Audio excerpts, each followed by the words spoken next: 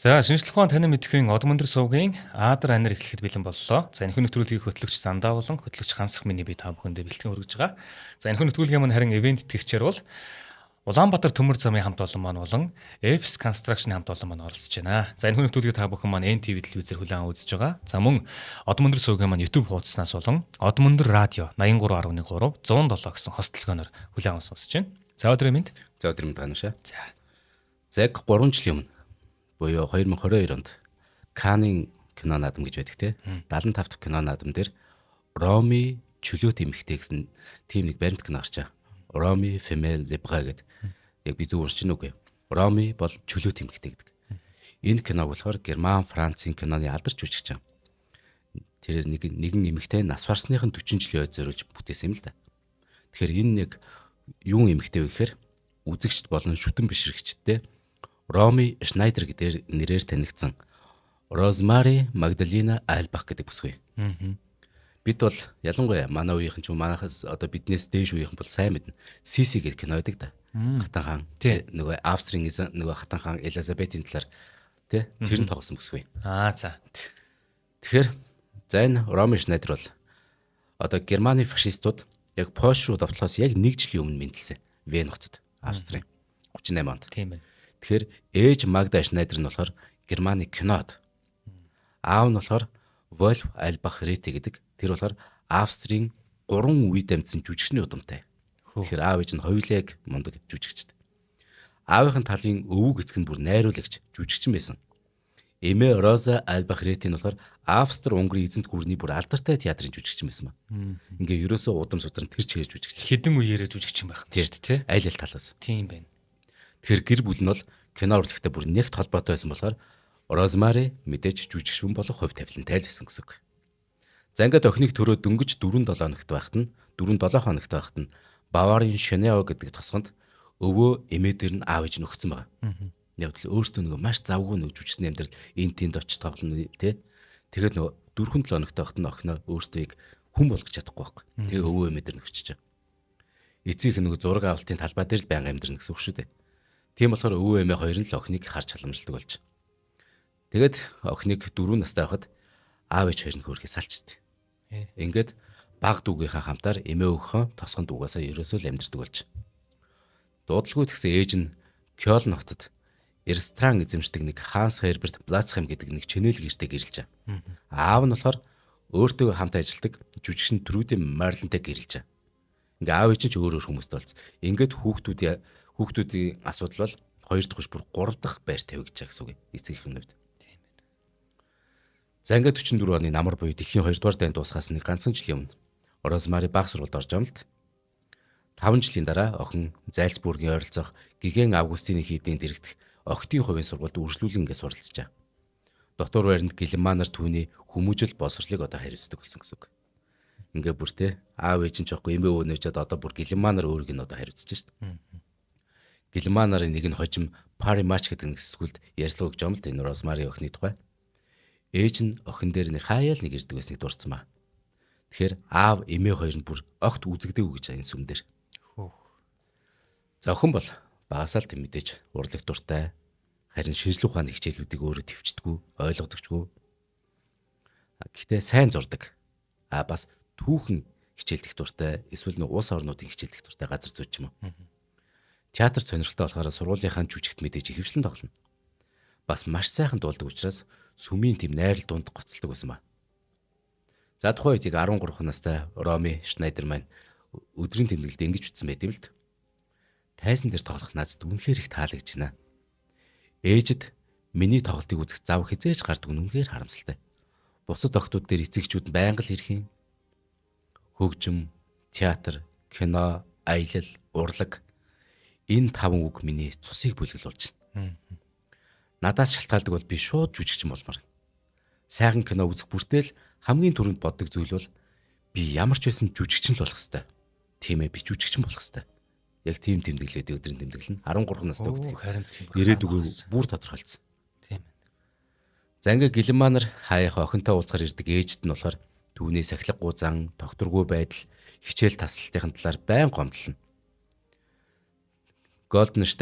Голденштайн гэдэг тэр шилтгэнд байрладаг хийдийн тэр дотор байранд нь 14 нас хүртлээр Роми Шнайдер байгаа юм тас. Тэгжээ сургуулаа төгсөж 14 настай да. Зураг чадвараа хөгжүүлэхийн тулд зуны амралтын дараа Кёлн хотын нөгөө урлагийн сургуульд 9 орохоор төлөвлөж байсан ч гэсэн хувь зайн гівэнт өөрөөр ирэх штеп. Яасан гэхээр охиныг 14 нас яг тэр хүрж байхад нь ээжд нь цагаан голд бор цэцэглэх үеэр гэдэг киноны гол дүр тоглох санал ирчихгүй ээжд нь. Ээж Магдан яасан гэхээр найруулагчаас өөрийнхөө энэ тоглож буй дүрийнхаа нэг охины дүрд манай охиныг шалгаад өгөөч гэдэг. Одоо өөрийнх нь тоглож байгаа дүрийнх нь бага насныхын дүрд юм биш үү баг. Яг гоо тэр дүрд нь нэг охин л байгаа байхгүй. Тэгвэл тэр охины дүрд Роми Шнайдерыг тоглоод өгөөч гэсэн юм шиг байна. За. Тийм ээ. Тэгээ Розмари гэсэн сонгон шалралтанд мэдээж гялалтсан амжилтаар тэнцэж байгаа нөгөө охин чинь. Манай Роми Шнайдер те. Энэ мэдээг сонсоод хязгааргүй баярлсан охин кинонд анхныхаа дүрийг бүтээгээд удалгүй ээжтэйгээ тэр хамт тоглосон түүний анхны кино ингээд нээлтээж. Нээлтэн дээр тэрээр яг Розмари охин маань Роми Шнайдер гэдэг тайзны нэрээр анхудаа гарсан. Тэгээд эн чинь жинхэнэ нэр нь өөр нь шүү дээ. Тэр энэ киноос Роми Шнайдер гэж одоо түүхэн тэмдэглэж. За ингээд дараа жил нь Роми Шнайдер Салют гэдэг хоёр дахь кинонд тоглож байгаа юм л 15 настай тий. Циркийн жүжигчин болохоор гэрээсээ оргосон нэг Анна Оберхолзер гэдэг залуу бүсгүн дүрийг бүтээсэн юм байна л. Тэгээд 15 наснда өөрөө одоо эрэгтэй хүнтэй анх удаа үнсэлцдэг дүрд анх удаа тоглож байгаа гэсэн үг. Кинонд дэр ажиллаж байхдаа мөн л өдрийн тэмдэглэл их хөтэлдэг байсан болохоор тэр өдрийн тэмдэглэл одоо бидний үед үлдсэн байдаг.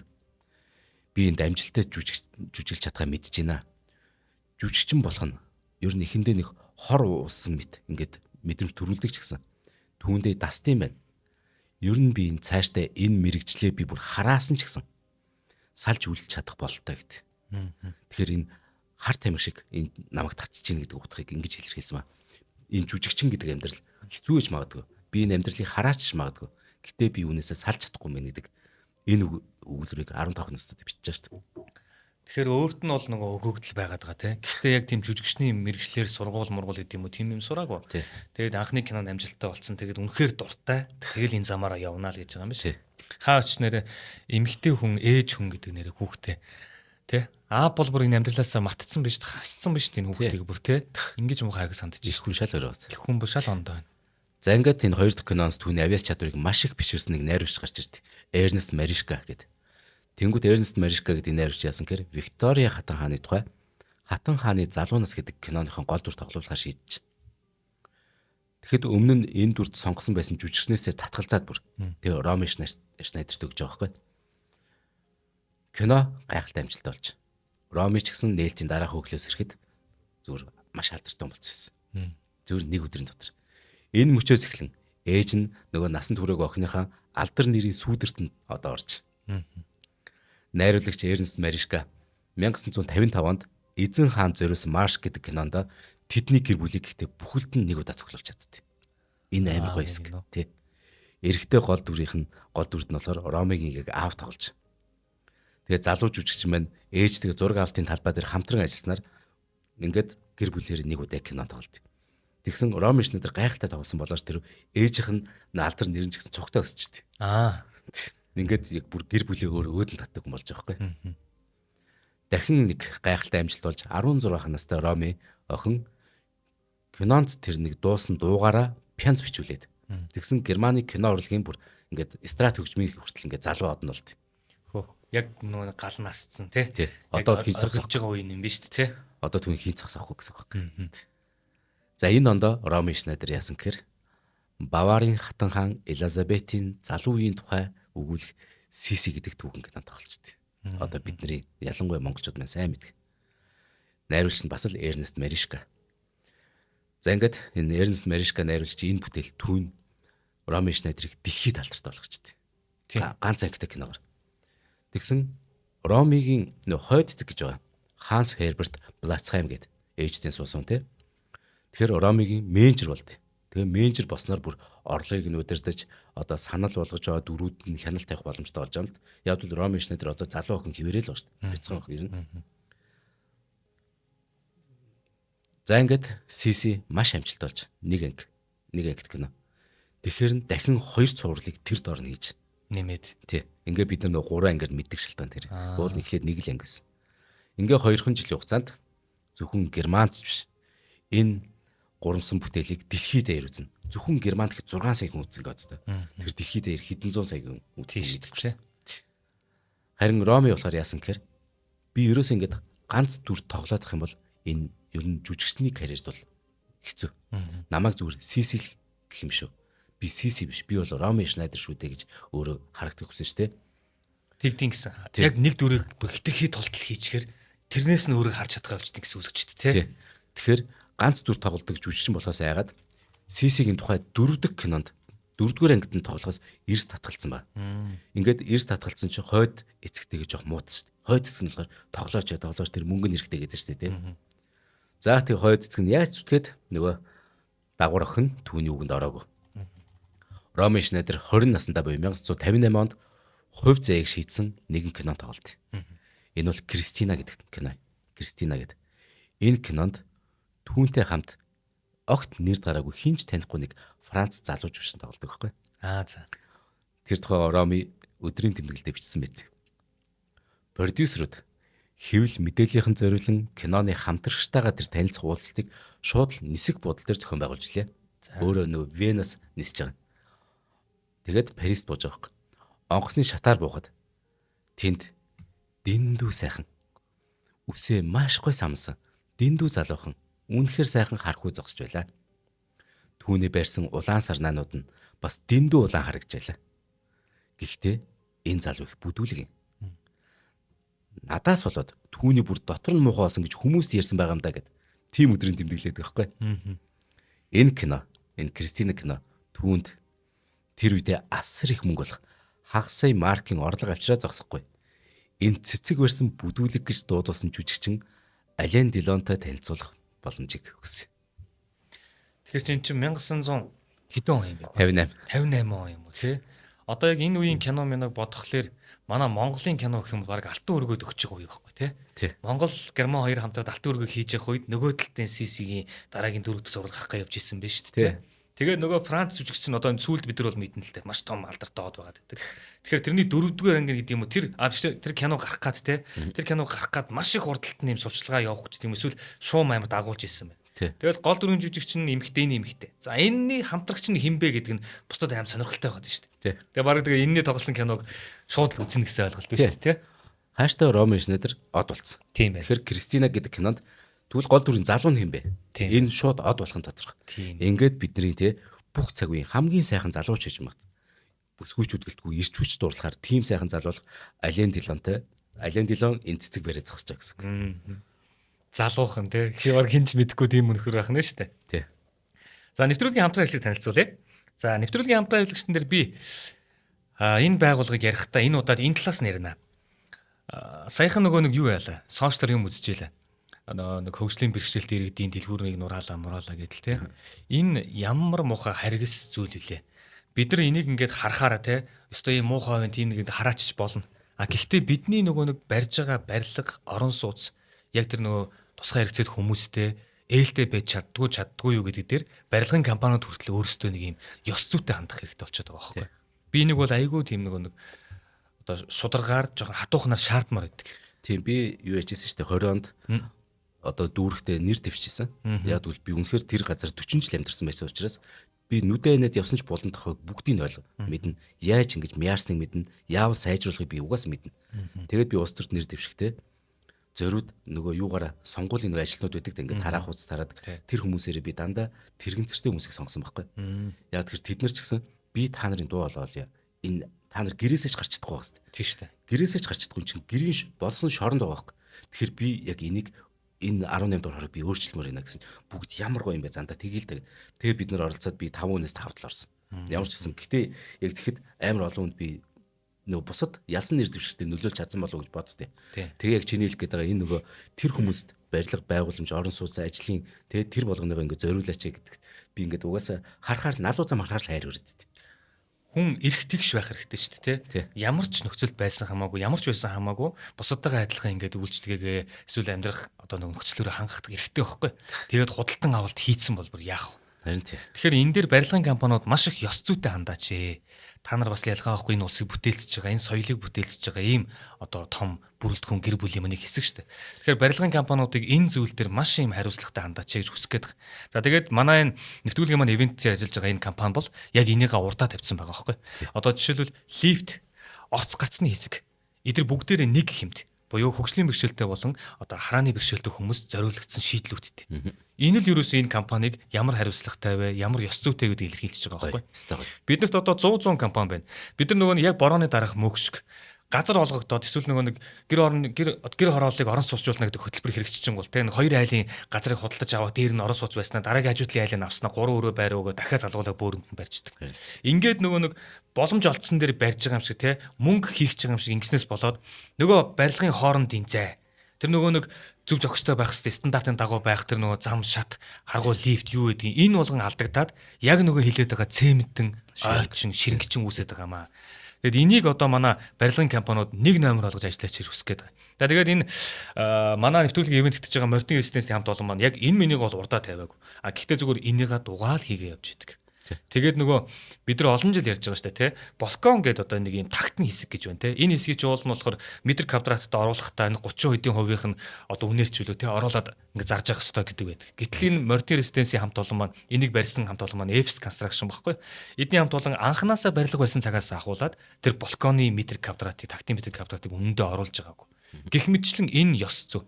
Тэгээд дараад нь одоо нөгөө хүүхдийн тоглоомын талбай шүү дээ, тэ.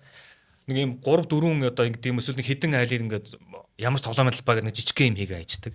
Тэгээ нөгөө хүүхдүүдэд гаргах чи гэхээр зам руу очих гээд байдаг. Нэг жижиг тоглоомын талбайтай тэрэн дээр нөгөө том хүүхдүүд ирээ суучдаг. За эсвэл нөгөө нэг сайхан танхаа хүүхдүүд ч орж ирээд нэг тамхитаад юм оройн пив уугаа суучдаг. Ийм байдалтай тоглоомын талбай дээр би яаж хүүхдээ гаргах юм бэ? Энд чинь барилгаа барьж байгаа орон сууцаа барьж байгаа бол давхар шийдлүүдийг хийх ёстой шүү дээ, тэ. Тэгээд яг энд нь зориулаад энэ Дайн улсын бүр дэлхийн номер 1 юм хүүхдийн тоглоомын талбайг яг одоо аль биесээр оруулж ирээд энэ Мортин Резиденсийн тоглоомын талбай болгож хийж байгаа байхгүй. Бүх юм шинжлэх ухааны үндэстэй нэг гоё те. Ингээд нэг юм юмыг нэг сэтгэлээсээ эргээд нэг юм юмыг хийхдээ бийцсэн гэж боддог байхгүй. Нэг юмыг хийждэг бол эргээд тэндээ нэг орогдохоор бол юм хийж байгаасаа гэж. Гэтэл энэ газар бол те нэг юмыг хийхдээ яг дуустал нь хийгээл өгж байгаа юм хамт олон юм. За зайсан байралтай. Тэгээ Америк сургууль гэж байдаг. Америк сургуулийн хажуухан талд байрлал та. Энэ барилгад ингээ нийтдээ 3 юм ээлж орж байгаа юм. Эхний ээлж нь ороод дууссан. Эхний ээлж нь баригдаж явах явцтай ороогүй байх үедээ бүр борлуулалт нэгэд дууссан байсан. Одоо хоёрдугаар ээлж нь борлуулагдаж байгаа маа. Тэгэхээр та бүхэн маань яг энэ зайсан хавцаа байр сонирхож байгаа бол магадгүй зайсанд байгаа хүмүүс маань те усны хувьд сайн, зогсоолын хувьд сайн, шийдлийн хувьд сайн, хүндээ ээлтэй юм хотхон сонгохоор хайж байгаа бол манай Мортин Резиденс рүү холбогдоорой. Борлуулалтын албаны утас нь 76 тэг 67 99 71 99 72 гэж байгаа. За баярлалаа. За баярлалаа. За ингээд Роми Шнайдер өөрөө одолцсон. Залуу жүжигч нь Ален Делон гэж толгойд орохгүй гост тийм байна. Нөгөөх нь бүр залууч юм. Од чулууг байгаа. Ромигийн гэр бүл ингээд Ален Делоныг хүлээмжшөөрөг гэсэн энэ харилцааг хориглож чадаагүй. Энэ хоёр тэр танилцсан даруйдаа л угаасаа бие рүүгээ тэ шууд татгцсан. Эцэг нь одоо тэр хоёрын харилцааг бүр ингээд хэдий дэмжиж өгсөн сүүлдээ бүр эцэг энэ аль биесээр бүртгүүлэхийг шаардсанаар тэд 1959 оны 3 сарын 22-нд Лугано нуурын дэргэд ингээд сүү тавьжаа. Цаашдаа хайр дурлал нь Германы одыг эх орноо бүр орхиж хайртай даган Парис руу явхад хүрэж ам л да. Харин Франц улс Герман Австрийн энэ гоо үсгэн бүсгүйг тун хайхрамжгүй хүлээж авт. Эчин Германы хамгийн тод гэлцэж аваад чуд. Роми зөвхөн хайр дурлалын төлөөч ер нь Парисыг бас зорьсон юм биш. Яг л түүний хувьд Парис бол төрсөн гэрээсээ бүр мөсөн яваад карьерийнхаа нөгөө дараагийн шинэ эргэлтийг хийх найдвар тэр цэгнэс.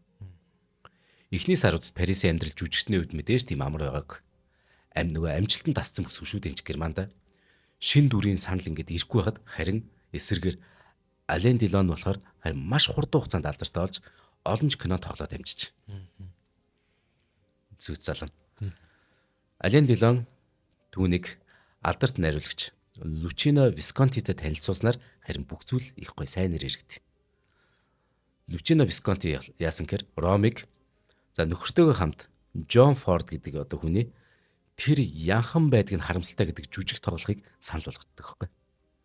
Яг л тухайн үеийн Парисын театрын тайзнаа сэргэн мандалтын яг үе байхгүй тэр театрын ингээд сэргэн мандалт үе.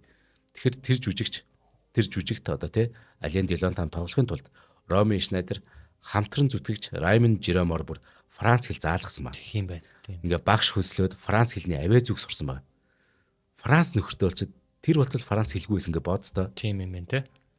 Нэстэ гал халуун дурлал гэж энийг хэлдэг байна. За ингээд албан ёсны жүжигчний боловсролгүй Роми Шнайдер хожим нь найруулагч тэр Лучино Висконтиг бүр багш нарын нэг гэж дурдсан байд. Висконти ч гэсэн өөрийнх нь нэрснээр энэ Австрийн бүүлжигэн талхыг Коко Шанелтэй хүртэл танилцуулсан ба. Коко Шанел охинд бие хэрхэн авч явах, тэр нарийн жайгийг хэвшүүлээд хувцас загварын ертөнцид хүртэл оруулаад хувцас загварыг зааж өгсөн гэсэн үг л дээ. Хоолны дэглэм, дасгал, усан бассейн, жүжигчин бүсгүй ингээд амьдралын салшгүй эсвэл одоо яг од хүн яаж амьдрах хэвдэг бүгд ингээд заалгаж штэ Парист. Ингэж Роми Шнайдерийн амьдрал бүрэн өөрчлөгдөж. Тэгээ хожим нь тэрээр Ален Делон нөгөө найруулж Висконти энэ Коко Шанел гэсэн 3 хүн түүнийг бүрэн өөрчилсөн гэж хожимд урсан мэт. За ингээд жүжиг 1961 оны 3 сарын 29-нд нээлттэйж тэр нээлтэн дээр нь Ингрид Бергман, Ширли Маклен, Жан Кокто гэдэг энэ тухайн те гялалцсан одууд нээлтэн нэрж. Ингэж Роми Шнайдер Францад анхны амжилтаа гаргаж тэр цагаас хойш харин Францын найруулагчдын саналууд тасралтгүй ирдэг болж. Тухайн онд жүжигчин Висконтигийн шинэ кино Боккаччо Дал гэдэг мөн нөгөө Кафкагийн Шүүх хурал гэдэг романаар хийгдсэн кинонд цаачин тоглож байгаа юм л. Энэ кинонд бүтээсэн Ленигийн дүрээр тэрээр карьерийнхаа бүр хамгийн шилдэг дүр босон гэж өөрөө үздэг. Тэгэж энэ дүрээрээ Роми Шнайдер Францын хамгийн нэрүнцтэй Болород гэдэг шагналыг хүртдэг. Болород гэдэг. Үнэхээр төрдсөн тийм. За ингээд 1963 харин тийм эн чин Германд од байсан бол Францд од болно гэсэн үг биш шүү дээ. Тийм шүү дээ. Тэгэхэд ингээд шал ондоо ертөнцтэй шал ондоо хөрсөн дэр хин ч мэдхгүй тий. Хилийн дөнгөж сурж байгаа шүү дээ. Ингээд 63-нд нээлттэйсэн ялагчд мөн Хамплам гэдэг кинонууд нь хүртэл амжилттай болоод Хамплам киноны дүрээрээ Алтан бөмбөрс нэр дэвшиж. Даанч хувийн амьдрал нь гэхдээ яг ажралтай өрн чаддгүй хөрх. Роми Шнайдерийн амьдралынх нөгөө гол дүр Ален Делон хэдий байсан ч гэсэн тэдний нэг зовлонтой галзуу хулган дээр суудсан юм шиг яг тэр хайр дурлал нь хэдхэн жил хөөрхөн үргэлжилдэг. Роми анхны нөгөө Холливуудын зураг авалтанд Америк руу явахдаа Ален Делон Натали Бартелемитэй жиг ургасныг мэдчихтэй. Натали Бартелеми гэдэг чинь нэг бас санаад энэ жүжигчин. Гэхдээ Роми юу гэж утсан гэхээр энэ нөгөө сэтгүүлчдийн тарьсан нөгөө ээлжид чууган гэж бодсон байхгүй. Гэхдээ бодно гэдэг нь найдаж ин л хөрх. Энэ худлаа аваасаа энэ сэтгүүлчд л худлаа зуурсан байгаасаа гэдэг. Тэгээ Париста буцаад ирсэн чинь нөгөө Холливуудаас нөгөө кинонд тоглож буцаад ирсэн чинь хамгийн гол нь байр нь хов асан. Ален Делон нүүцсэн байсан. Ингээд Ален Делон явж Бартелемитэй бүр гэрэлж гисэн байсан. Сэтгэлийн гүн хямралд орсон. Роми Шнайдер маань. Тэгээд яасан гэхээр амиа хорлохыг завцдаг. Энэ тухайга өдрийн тэмдэглэлдээ болгосон байгаа юм л та. Ямар ч хүн өөрийнхөө арьснаасаа гарна гэж байхгүй. Бага наснаас чиний мөн чанарыг бүрдүүлсэн зүйлийг тэр арьсыг зүгээр л аваа шидчихэж болохгүй шүү дээ. Ален Делон ч гэсэн үүнийг хийж чадаагүй. Би ч чадаагүй. Ийм учраас л бидний харилцаа анханасаа сүрх тавилантай л байж дээ. Ален Делон бол залуу азраг байсан. Тим хിവэрэл байх болно. Би үүнийг дахиж давтахыг хүсэхгүй. Би гол нь үүнийг тэсэхгүй шүү дээ гэд яг тухайн үедээ ингээд өдрийн тэмдэглэл дээр бичсэн байт юм бэл. За ингээд Роми сэтгэлээр унсан амиа хорлыг завдсан бүтэн жилийн дараа л зураг авалтан дээр орж бүтэн жил шанална гэдэг бол бас урт хугацаа шүү дээ. Маш гүн юм л те. Ингээ 26 нас хүрч дөнгөж 26 нас хүрч яваад Роми Шнайдер 1965 оны 4 сард хойд эцгийнхаа нэг 2 дахь рестораны нээлтэн дээр Германда буцаж иржээ. Энэ нээлтэн дээр тэрээр гэхдээ найруулагч жүжигчин Хари Майн гэдэгтэй танилцжээ. Хари Майн гэд. Ингээд тэдний хооронд романтик харилцаа үүсэж юм л та. Хосууд Берлиний одоо нэг дүүрэг сууршаад удалгүй гэрэлжээ. Бүр дундаасаа Дэвид гэдэг хүүтэй болно. За одоо л тий. Одоо яг Роми дахин амилж аж аргалаа олсон мэт үнэхээр сайхан амьдарч эхэлж байна. Яг тэгээ бичсэн. Хэдхэн жилийн дараа нөгөө Дэвид хүүтэй болсон юм чинь их сайхан амьдарч байна. Энд чинь 65 оны 65-нд нөгөө тэр залуутаа танилцчаа штэ. Тэгсэн чи 60-аад оны сүүлээр нэг 3 4 жилийн дараа Ален Делон түүний амьдрал дахиад гараад ирдэ. Яасан гэхээр Шнайдерийн тэр амар тайван гэр бүлийн үүрэнд аянга цахилгаан шиг утасны дуудлага ороод ирдэг гэсэн үг. За. Эхнэрээсээ салцаа гэд Ален Делон. Ромыг Усан байсан гэдэг кинонд хоёулаа хамтрагч болъё л та гэж гуйдаг хөөх. За нөгөө шар хэвлүүчин тисэн ийм шуугаа нэг тисэн яд хүлээжсэн шүү дээ. Хоёр жүжигчин ч гэсэн хоёулаа ингээд бие бариад ингээд хайр дурд буцаас сэрэгчгүй гэд те. Ингээд айж штэ юм чинь. Бод байдал дээр яг юу болсон гэхээр Роми Шнайдер одоо нөхөр болон Ален Делон хоёрын хооронд сэтгэлээ хувааж ядаг ингээд үнэхээр зовлон дунд. Яг л Ален Делон үнэхээр хайртай байхгүй. Тийм л юм байна л та. Үүнээс болоод Ромигийн хувийн амьдрал эмх замбраагүй төөл болж хуурч. Роми Ален Делон хоёрын нисэх хонгоцны буудал дээр үнсэлжж байгаа зураг сонир хөвлөд гарчдаг байхгүй. Яа. Ингээд нөхрийнх нь төвчөрд эцсийн тусал болоод ингээд гэрэлтэй туслалт. Роми Дэвид хүүг аваад Парис руу явна. Яг л Роми бол карьерийнхэн оргил үе дээр байгаа шүү дээ. Юм залуухан шүү дээ. Ингээ одоо 30 орчим л настай байгаа шүү дээ. Өөрөө дүрээ чөлөөтэй сонгоно, өөрөө найруулагч, өөрөө зохиолчоо сонгодог, өөрөө хамтрах хөтлөгчтэй сонгодог тийм оргил үе дээр байгаа шүү дээ. Ингээд 1970-аад онд Роми голчлон Франц зураг авалтанд ороод Францын кино урлагийн хамгийн агуу хатагтгаар цоллогдож эхэлтэ. Пүү. Харийн нутагт. Тийм. Энэ тухай бүр ингэж бичсэн байт энэ өдрийн тэмдэглэлдээ. Францчууд надад амьдрах, хайрлах, хувцлах, унтахыг заасан. Би яагаад Герман зураг авалтанд орохгүй байгаа гэж энэ надаас шалтгаалan зүйл биш ээ. Харин миний тоглохыг хүссэн дөрүүдийг германчууд санал болгохгүйс болоод байна. Надад CC-гээс өөр юу санал болохгүй. Тийм учраас би Германс явсан. Үүнийг хожим нь уралт гэж буруугаар тайлбарлаад байна. Тэр үед би Франц яваг бол би ийм хөгжил дэвшилт хизээж хүрэхгүй байсан шүү дээ гэж тэгж бичсэн байт. Тийм л юм байна л да. Тэр CC-гийн дүрээр бол дэлхий хардсан юм чи яах вэ тий. Дэлхий энэ чи CC-гээ хардсан. Тий. Өөр одоо нэг юм ядарсан эмхтэн дүр ч юм уу тий. Эсвэл нэг жоохон замаа алдсан эмхтэн дүр тоглохын зөвшөөрөхгүй нь шүү дээ. Болохгүй шүү дээ. Тий. Тий. CC л гэх юм шүү дээ. Тэгэл жүжигчин хүн чинь шууд карьер нь төгсгөл гэсэн үг шүү дээ. Байнгын ийм одоо хошин шог хийдэг, хошин комеди хийдэг жүжигчнэр байгаа төмрийн жүжигчин ерөөсө хөгжихгүй гэдэг байна шүү дээ. Тэгэл тэр нөгөө нэг бүхэл төрлийн жүжиг инээ тэр юмд орж иж дараагийн чат руугаа алхах нь. Яг үнэ тий. Тэгээ бүр одоо эн чин дараагийн чат руу алхахдаа бүр хар хил рүү, шал хондоо улс руу яваад гэж өөр соёл руу тий. Тий. Зоригтой ч юм байна. Харин тий. Тийм ч учраас наадар энэр яг энэ дугаар маань BCC биш. Би бол Роми Шнайдер гэдэг нэртэй шалтгаан дээр. За ингээд аз дахин энэ бүсгүйг эвээсэн гэлтэй. Тэрээр дахин дурлт. Түүний сонгосон хүн бол харин энэ удаа түүний хувийн нарийн бичгийн дарга нэг ажил амьдралыг яг ингээд зохицуулж өгдөг Даниэл Биазини гэдэг нөхөр байгаа. Ингээд 1975 онд тэрээр хайрын гурвалжингийн тухай нэг ийм нэртэй кино гам да. Хамгийн гол нь хайрлага гэдэг кинонд тоглоод Францын кино урлагийн хамгийн дээд шагнал болох Сезарыг гарт авт. 35 6 наснда. Тий. Ингээд хүлхэнд болсон. Заач. Хүлхэнд болсноо мэдэн өөрөөсөө 11 дүү нарийн бичгийн даргатай гэрэлсэн ч гэсэн яг хурмынхаа дараа хөөрхий автобуст ороод хүүхдээ алдчихсан. За хоёул хамтаа танилцуулчихоо. За тий. За энэ эмгтэйг мөн зүгээр байлгахгүй те. За нэвтрүүлгийн мань хамтаа ажиллагчаар одоо харин жинхнээсээ нөгөө юу яа. Сая нэг автобуст орчлоо гэж штэ те. Эсвэргээрээ би хамгийн аюулгүй нөгөө нэг тээвэр буюу те. Төмөр замын хамт олноогоо яриа.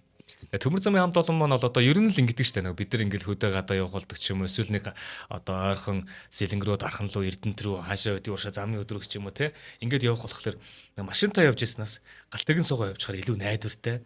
Тэгээ амраад очдөг тий. Тэгээ ажил хөрлөө нэг юм биендээ одоо хүндрэлгүйгээр даваад ирдэг, амжилтад ирдэг.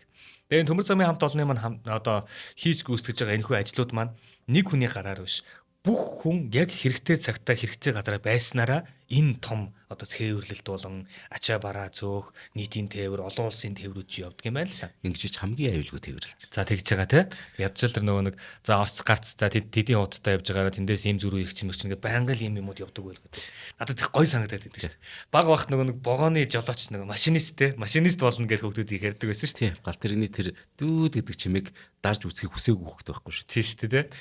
За тэгэхээр бид нар одоо нэгэнтэл одоо энэ төмөр зам гэдэг чи одоо Монгол улсыг ингээд нефт гараа явж байгаа. Олон улсын тээвэр. Бид зөвхөн Монгол дотор л яваад байгаа юм шиг. Энд чинь ийм олон улсын дамжин өнгөрөх гэсэн маш том хариуцлагыг хүлээдэг. Тэр барааг цаг тухайд нь хүлээлгэж өгнө гэсэн маш том хариуцлагуудыг хүлээж идэг юм байна хамт олон маань. Тэгэхээр бид нар нөгөө нэг одоо төв суурин газрууд маань улам их болохын хэрээр л яг энэ төмөр замууд чинь төв суурин гараа одоо гарахаас аргагүй л болж байгаа. Ядчил захлаад бас гарна те. Тэгэхэд чи нөгөө төмөр замыг одоо зогсоох энэ одоо тээвэрлэлтийг зогсоох эрсдэлтэй юм чинь мал амтан байдаг. Тэгээд мал амтнаа болохоор за ямар нэгэн байдлаар өргөсгүйч гэсэндээ юм тороор орохгүй хичээгээд ингэж байгаа те. Тэгээ явган үний тийм одоо гармууд байж байгаа. Дээгүүр нь юм ашлтууд ингээд тавьж байгаа. Тэгсэн чи энэ дунд бас нэг юм барьж өгдөгөө, барьсан нь олддоггүй. Уул нь хамгийн сайн ойлгочмор юм шиг ирнээсэ те. Болж өгдөгөө тэр асуудал бол хүн л юм байна л та. Тэгэхээр нөгөө яг энэ төв суурин газарч байд юм уу, энэ хөдөө орнууд ер нь хаач байсан. Та төмөр замын гармаар гарах гэж байгаа бол төмөр замын гарман дээр чинь аль болох л одоо энэ чинь хэдэн 100 км газар хэдэн 100 гармууд байгаа шүү дээ, тэ. Энэ болгон дээр нэг зохицуултуудыг хийгээд тавьдсан байдаг. Тэр улаан одоо юм насаад тэ тэр хаалт буугаад ингээд дуурж байгаа бол та амжин гэж бодож тийшээ бити ороорой. Автомашинтайгаа орж байгаа хүмүүс байдаг. Мөргүүлж байгаа хүмүүс байдаг. Зарим нь бүр ингээ ороо зогссон үнэхээр хэцүү байгаад ийм байж байгаа хүртэл богоо намайг ирээд мөрөгчлөө гэдэг юм ярьдаг. Одоо бол хүмүүс энэ зүйлийг ямар тэнийг юм бэ өөрийн чинь хариуцлага гогс болсон байж тээ гэж хандгаар болцсон ийм цаг үе шүү. Тэгэхээр та бүхэн маань автомашина хэд унж яваа бол за ер нь явган үний тэр нэг төмөр замын гармаар гарах гэж байгаа бол дээгүүр орн гарах гэж байгаа бол яг тэр төмөр замын гармын аюулгүй байдал гэж юу байдаг вэ гэдгийг өөрөө нэгдүгээр сайн ойлгоорой. Ялангуяа хүүхдүүдтэй бас сайн хэлж өгөөрэй. Тэг нөөц сайн байхгүй шүү. Энэ тоглоом биш, компьютер тоглоом биш. Компьютер тоглоом нөөц сайн байдаг. Бидэрт нөөц сайн байхгүй шүү. Одоо тэгсэн чинь 2хан жилийн өмнө 3хан жилийн өмнө 2022 онд заяа 238 ийм тохиолдлоос болж төмөр замын хамт олон зогсолт хийсэн. Энэ болгон дээрээ нөгөө нэг ачаа барааг нь хоцроосон, хүмүүсийг хоцроосон, тэгээд төлш мөрш гээд ингээд бүх зардлуудаа. Тэгээд чи ганцхан тэр зогсчохоор одоо нөгөө нэг асуудал шийдэж байгаа биш юм байл та. Тэр зогсчихлоо нөгөө нэг зүрж өнгөрөх ёстой байсан цагууд нь зөрлөгүүд бүгд ингээд зогсож ингээд цааруулж ингэж гаргадаг аюулгүй байдлаа бодож. 2023 онд ч 266, 2024 онд 195. Ингээд нийтдээ бид нар 700 гаруй удаа төмөр замын хамт олонныхаа яг энэ ажлыг зогсоож нөхөж барахааргүй маш том юм хохирлуудыг амсуулж идэм байх шүү. Тэгэхээр та бүхэн маань энэ төмөр замын гарман дээр аюулгүй байдлаа нэгдүгürt маш сайн хангаж явах хэрэгтэй байна. Гол нь хүүхдүүдтэй байн хэлж өгөөрэй гэж хүсье. За тэгээ төмөр замын хамт олондоо баярлалаа. Алтан шар зам нь хөлзийтэй байгээ. За харин яг энэ Роми Шнайдер маань шигдсэн хөл хүнд баснаа мэдээд бөөн баярлаад нөгөө 10 өөрөөс нь 11 дүү нарийн бичгийн дарагтаа гэрэлж байгаа шүү дээ. Даанч тэгээд яг тэр гэрэлтийн яг дараахан тэгээд хөрхий авцоолт ороод тэр хүнд болсон ч гэсэн нөгөө хүүхдээ алдчихсан шүү дээ. Гэхдээ яг нөгөө 2 жилийн дараа хосууд маань Сара гэдэг хөөх охинтой болд. Харин нөгөө хуучин нөхөр нөгөө Хари Майн гэдэг байгаа шүү дээ. За тийм Дэвид яав. Хамбург дахь байранда Ромигийн хүзүүний альчуураар боомлсон байдалд оролцдог. Амиа хорлцдог. Яна хүүн үү? Нөхөр нь харин. Эвгүй гоц. Тийм ээ. Зүгээр өөрийгөө боомлж болнод болохгүй л дээ мэдээж. Гэтэ Ромигийн яг хүзүүний альчууртаар. Тэгэхээр энэ гэрлэлт ер нь тэ энэ салсан байдал тэгэхээр Дэвидийн авд амар хүн дээр нөлөөсөн байгаа байхгүй. Тэгээ баг 2 хүний амьд төрсэн гэрлэлт байна шүү дээ. Роми дүүний хүлд өөрийгөө насан туршдаа буруутгах гэсэн. Сэтгэл зүйн үнэхээр хүнд нөхцөлтэй болдог. За ингээд яагаад ч юм бас ингээд залуу нөхөртөөгөө таархаа байсан Роми 6 жил хамт байсан нийцэд 1981 онд салах хөргөлөө өгч юм л. Ингээд дахиад ганцаараа. Ингээл ерөөсөө зүгээр ганцаараа зүгээр л нэг од супер од. Тэгэл нэг жүжигчин. Яг тэр үед нь бас нэг нөө өвчнөөс болоод баруун бүр авах тийм нэг хүн тагалгаанд орж. За ингэж явжгаад 42 настай жүжигчин болж зовлон үүгээр дуустдаг хөрх. 81 оны 7 дугаар сарын тэр нэг азгүй өдөр нөө 14 настай хүү Дэвид нь гэрийнхэн торон хашааг давах гэж байгаад шох үзүүртэн зоог дотноос орчихдээ. Яа. Энэ бол хувь зээний хувьд хамгийн хүчтэй нөө хүнд зөвхөлт. Угаасаа л хэцүү байгаа шүү дээ. Тэгж бүр тий. Ингээд кинонд тоглон ууг гошуунсаа өөрийгөө сатааруулахыг хичээж сүулдэ. Зүгээр кинон тоглож өөрийгөө сатааруулахыг хичээдэг. Ямар нэг ингээд зүгээр суухаар л энэ нөгөө бүх ингээд бодогдлон тий. Өчнөө уугаш үзчихлээ шүү дээ. Тэгээд нөхөр нь өөрийгөө тий өөрийнх нь олчроор өөрийгөө боомлоод алчлаа. Хүүн ингээд алчлаа. Өөрөө тэр одоо гидсэнд байсан үрээ алчлаа. Тэгээ гавганцаараа. Яг ингээд энэ үед хажууд нь байсан ганц хүн байт. Продюсер Лоран Питен гэл. Тэр л хөрх хажууд нь баг. Гэтэл дайран дээр давс нэмсэн зүйл ахиад болчихдээ. Насан эцэслээ түүний нөгөө орлогыг захиран зарцуулж байсан нөгөө хойд эцэг нь түүний бүх хөрөнгөний үрчгсэн байсныг мэдтээ. Энд чинь маш өндөр орлоготой байсан Ороми. Олон сая доллар насаараа хэдэн үеэрч баг хийж болохоор тийм их нөгөө мөнгөөр энэ кинонд тоглож байгаа шүү дээ. Тэрийг нь зохицуулж ийна гэдсэн хойд аав нь нас барсан чинь юу ичлэгдсэн юм бүгдийг нь хүртсэн. Роми Шнайдер олон сая долларын татврын өрөнд орсон. Энэ бүгдийг Роми төсвөрлөхөд үнэхээр хүнд. Нөгөө хайртай продюсер Лорен Питен ингээд Роми Шнайдерийн өрөөнд нь яваад ордог байхгүй. Тэгтэл бор дарс тайвшруулах юмд хитрхи авцсан 43 настай Роми Шнайдер бичгийн ширээнийхэн дээр тонгоогоод өөд олцсон байдалтай олдсон. Яа, даасангүй тий. Даасангүй. Харин тийм 80 он хөрш дөнгөж 40 гарч байгаа юм чи. Тэгээд сүүлийн үеийнхэн зургуудыг харахаар үнэхээр нэрэ царай төрхөн дээр стресс бүх юм харагдчих шүү дээ. Харцанд нь байгаа тий. Тийм шүү дээ. Хэвлүүд Роми Шнайдерийн үхлийг амиа хорсон гэж зарлалт. Гэвч нас барсны гэрчлэгэнд нь үхлийн шалтгаан нь зүрхний дутагдал гэж бичсэн байдаг. Кинод болон түүний гэр бүлийнхэнд их л хүндэтгэлтэй хандаж үхлийн нөхцөл байдал нь 3 дахь этгээдийн оролцоо байхгүй учраас цогцост нөгөө задлан шинжилгээ хийгээгүй. Ингээд амиа хорсон уу эсвэл зүрхний дутагдлуу мэдэхгүй байна л да. Ямар ч тач ингээд 60 гаруй кинонд тоглож Австри, Герман, Франц, Америкийн од болсон ч гэсэн хувийн аж аргал олж чадаагүй Роми Шнайдерийн жинхэнэ хайр нь үнэхээр Ален Делон л байж тээ. Хэдийгээр Ален Делон оршуулгын ёслол бичлэн оролцоогүй ч гэсэн тэрээр бүгдийг нь зохион байгуулт. Оршуулгын ёслолыг Роми Шнайдерийг Буасисын давуу гэдэг оршуулгын газарт нутаглуулж байгаа. Тэгэд Ален Делоны хүсэлтээр нөх хүү Давидын шарилыг яг ихийнх нь бурсныхаа хамт дахин оршуулт. Ингээд яг зэрэгцээ ээж хүү хоёр. Эцсийн үгээ оршуулах ёслолтээр нь хэлж чадаагүй ч гэсэн Ален Делоны нэг бичсэн захидал байгаа юм л тэр нь жилийн дараа олдсон. 1982 оны 6 сарын 11-нд Францын Паримач гэдэг сэтгүүлд энэ нөгөө захидал нь нийтлэгдсэн байт. Энэ захиаг өнөө хүртэл бүх завгийн хамгийн тийм сайхан эсвэл хамгийн гонигтай тийм хайрын захид гэж үздэг. Тэгэхээр яг Ален Делоны бичсэн энэ захидлаар хэдүүл нэвтрүүлэг өндөрлөө.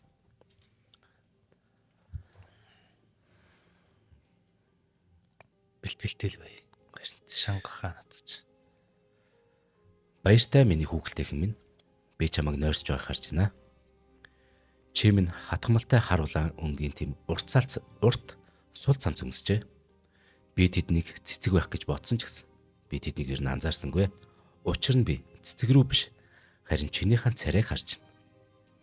Би чинийхэн үзэсгэлэн гоог бишэр чинь магадгүй чи минь одооных шиг хизээч юм үзэсгэлэнтэй байгаагүй байх. Чамаагаа би ийм тайван, ийм амгалан байхыг амьдралдаа би анх удаа л харж байх шиг санагдчихна. Царайнаас чинь бүх зовнил, бүх айдсыг арилгажээ. Би чамаагаа нойрсож байгааг харж байна. Би ямар буруутай вэ? 25 жилийн өмнө Кристина кинонд намайг чиний хамт гэрчээр сонгосон. Чи минь Венас ирсэн, харин би яаж барихаач мэдгүй тэр баглаа цэцэг бариад Парис чамайг хүлээж байлаа. Бөөн гэрэл зурагчдын дунд би тэнэг хүншгэл зогсож байсансан. Чи минь онгоцноос буухад би урагшаалгасан. Гэтэл чи ээжсэн. Энэ хүү хэн бэ гэж асууад ээж чинь. Энэ хүү чиний хамтрагч Ален Делон бахаа гэж хариулж илээ. Дараа нь би кино зураг авт болж байсан, Вен руу явсан. Тэгээд би чамдаа ухаангууд дурлсан да. Чи минь ч надад дурлсан. Бурхан минь бид ямар залуу, ямар аж аргалтай байсан юм бэ? Би герман хэлээр ганц ч үг мэдэхгүй. Би Франц хүн. Харин чи минь бяцхан хүүхэлтэй хэн минь. Чи Францаар ганц ч үг мэдэхгүй. Ийм байж л бид үггүйгээр биесээ хайрладаг байж тээ. Жүжигчин хүн хэдий чинээ чадварлаг байна. Энгийн амьдралд төдий чинээ тохирохгүй гэдгийг бусад хүмүүс ойлгохгүй байх шиг. Гарбо, Мерлин, Рита Хейворд тэгээд Чимэн. Чамайг домог байсан гэж ярьдаг. Тийм ээ, мэдээж Чимэн домог. Гэхдээ домог бол зүгээр л нүүрэн тал тусгал юм. Домог оройн гэртээ харьдаг. Домог гэртээ зүгээр л роми болж хуурдаг. Гэтэл түүний амьдралыг ойлгоогүй сонинууд түүний тухай муу мухагаар бичиж, муухай харьцаж, энэ их довтлогоо мөрдлөгөд өртсөн эмхтэй болгон хуургадаг. Энэ л домог ганцаардлын дунд элэгддэг билээ. Домог өөрөө айдас болж хуурдаг билээ. Үүнийг ухаарах тусам арх, тайвшруулах бодисын тэр амар амгаланд илүү их автан илүү их живнэ. Дараа нь тэднийг орлуулахын аргагүй болж ядарсан зүрхэн цохилоход хитрхи туйлдсан тул зогсдог юм аа. Давидын үхэлтэй холбоотой зөвхөрл чамайг минь хөнөөлөө гэж хүмүүс ярьж байна. Үгүй дээ, хүмүүс буруу ярьж байна. Энэ чамайг минь хөнөөгөөгүй. Давидын үхэл зүгээр л чамайг дуусгачихсан юм. Хувь тавилан чамд нэг гараараа өгсөн зүйлээ нөгөө гараараа авсныг Чимэн гэхдээ мэдж байсан. Чимэн биднийг орхисныг мэдээд би гэхдээ гайхаагүй. Харин юунд гайхсан гэж? Чамайг тэнгэрт хайсныг сонссон ч гэсэн шалтгаан миний бодож байсан шиг биш байсанд би гайхсан. Чимэн амиа хорлоогүйг сонсоод би гайхсан. Зүр сэтгэл чинь ямар их сэжүүлсэнийг би мэдж байсан шүү дээ. Амар зөхөгт. Тэр нөгөө анханасаа яг цэцэг барай зогсож байсан гэдгээр л оруулж штэ. Болцсон уу? Болцсон. Харин тийм ээ, энэ ер нь нэг ийм юм шиг байгаа юм. Нэг ингэдэж штэ. Бизнес дээр заяа. Бизнесийн талбар дээр ямар чадвартай болон ямар чадвар байхгүй хүн хол явдаг вэ гэдэг нэг төрөл байгаа. Харин одоо нэг урлагийн тал дээр те нэг чадвар нь бас ингээд нэг жоохон байхгүй. Гэхдээ нэг чадвар нь илүү давмгай болохоор тэн дээр илүү ажилдаг. Тэгээд яг энэ болгоныг харж байгаад ерөн зүгээр дүгнэлт нь яг энгийн байдал гэдэг те энгийн байгаа гэр бүл нь бүрэн бүтэн байгаа те ийм байгаа зүйл чинь одоо нөгөө нэг бүх юм байгаа хамгийн сайн сайхан бол таарад байгаа байхгүй. Тэгээ одоо наана харагдахдаа үнэхээр ингээл мундаг харагдаал үнэхээр сайхан амжилттай яваад байгаа боловч амжилт гэдэг яг тэр нөгөө амьдралаас авах гээд байгаа зүйл чинь мөн үү? Тэрийг л өөртөө сайн асуумаар юм шиг байна те. Амжилт гэдэг чинь яг чи бүх юмаа золиод тийшээ явах зүйл чи яг мөн үү? Эсвэл тэр бүх юм чинь амьдралаас авах гэсэн бүх юм чинь танд одоо байгаад байгаа юу? Тий. Яг хизээ хойно харамсаж байгаа энэ зүйлсүүд чинь бидэт болон тийм л юм өгөх гээд байгаа шүү дээ. Тий. Тэгэхээр ер нь амжилт бол золиос шаардна. Тий. Хувь тавилан чамд нэг гараар өгсөн зүйлээ нөгөө гараар буцааж авсан. Чи тэрийг мэдчил байсан гэж Ален Делон тэр захиан дээр хэлж шүү дээ. Үнэхээр тий. Энэ гашуун л дээ. Тэгэхээр амжилтанд хүрсэн хүмүүсийг бид нараас хүндэтгэх хэрэгтэй. Хайрлах хэрэгтэй бас. Яг бол маш олон зүйлийг хөөх юм та. Тэр чинь золж байгаа шүү дээ. Хар багасаа л хөрхий ганцаараа байл шүү дээ. Харин хар багасаа л ганцаараа байл шүү дээ. За маш гайхалтай дугаар байлаа. Тэгээд энэ хоёр жүжигчнийг бол одоо манай үзэгчид сонсогчид бас айгүй сайн мэддэг юм байна. Тэгээд хайртай хоёр жүжигчний манаас Адран актер оруулж өгсөнд баярлалаа гэд хүмүүс комент хийж байгаа шүү. За ингээд алтан гişүүдтэй бас баярлалаа. Энэ хүн нэвтрүүлгийг та ТV телевизээр болон Одмондор радио 83.3 107 остолгоор хүлээн аван сонслоо. Харин нэвтрүүлгийн маань ивент итгэгчээр бол за Мортон резиденс буюу чанартай амьдрын өрөөтэй Мортон резиденсийн хамт олон маань за мөн Улаанбаатар төмөр замын хамт олон маань оролцлоо. Дараагийн дугаар уулзъя. Баярлалаа. за баярлалаа гамшаа.